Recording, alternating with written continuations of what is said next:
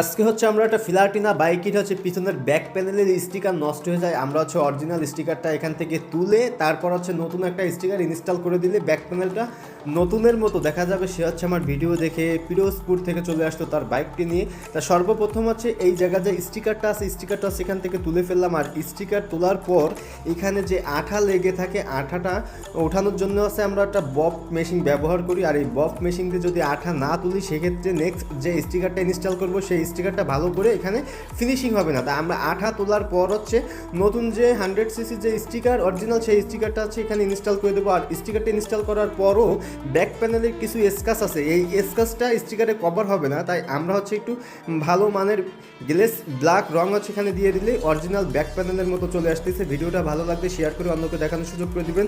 সম্পূর্ণ ভিডিওর সাথে থাকার জন্য অসংখ্য ধন্যবাদ। কমেন্টে বলে যাবেন ভিডিওটা আপনি কোথা থেকে দেখছেন।